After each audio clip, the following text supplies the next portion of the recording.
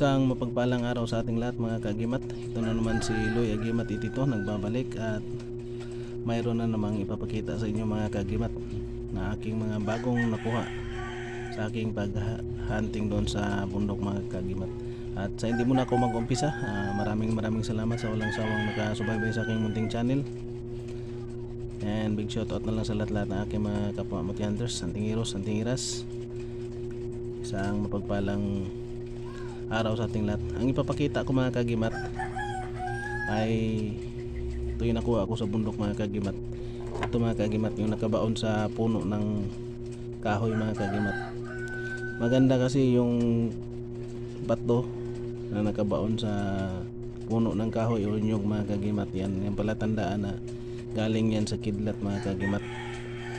At ang kagandahan dito mga kagimat, itong klaseng bato na ito hindi siya magnetic mga kagimat. Itim siya masyado pero hindi siya magnetic, wala siyang magnet reaction mga kagimat. Maliit lang siya mga kagimat. Kung titingnan natin may mga green siya mga kagimat. Ito yung nakabaon sa puno ng kahoy mga kagimat. Yan. Ang ating pangalawa mga kagimat, ito ay sa nyug. Ito kung nakuha mga kagimat, yung tinamaan ng kidlat mga kagimat. Kung titingnan natin yan para siyang ngipin ng kalabaw ang itsura niya mga kagimat.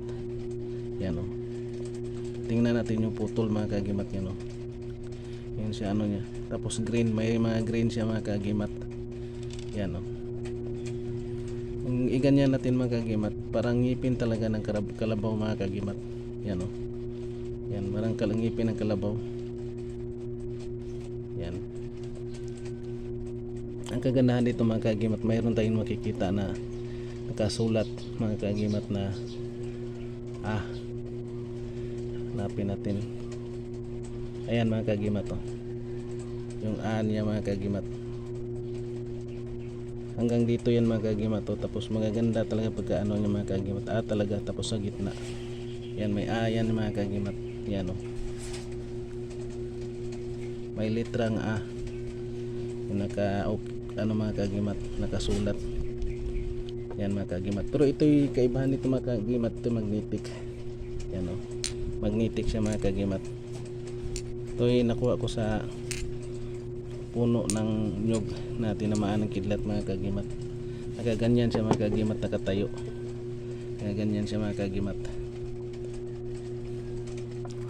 Maganda pang protection mga kagimat. At ito mga kagimat yung nakuha natin na mutya ng galing sa kapre mga kagimat. May bibig siya mga kagimat, tapos dalawang mata. Ito yung pinag-agawa namin ng mga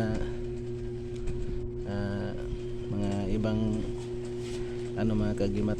Yung sinasabi na ito yung mga umaagaw rito, yung mga engkanto din mga kagimat. Kasi pag mutya mga kagimat, kinukuha din ng mga kaibigan itong diwindi, engkanto mga kagimat. Pinag-aagawan din yan, lalo na yung mga mutya na kakaiba talaga. Titingnan natin mga kagimat, yung may siya sa gitna, parang bilog tapos puntik-puntik, parang may yan mga kagimat. Ganda siya tingnan yung dito sa likod niya mga kagimat. Pero kung titingnan natin dito sa harap mga kagimat, mayroon siyang hapipis, saka may dalawang mata mga kagimat. Ito yung maganda pang paswerte talaga mga kagimat, kasi galing ito sa kaibigan nating kapre mga kagimat. Batong mutya na galing sa kapre mga kagimat. Yan yung mga bago ko nakuha sa bundok mga kagimat, na kakaibang mga bato na naman mga kagimat, mga mutya. Ito mga kagimat, parang ngipin ng kalabaw mga kagimat. At hindi siya gaano kalakihan mga kagimat. Yan, ganyan lang siya kalaki mga kagimat. Yan. And maraming salamat. And please like, share, comment kung gustuhan yung video na ito, and paki-subscribe na din.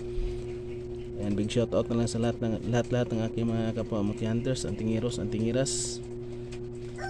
Isang mapagpalang araw ulit sa inyong lahat.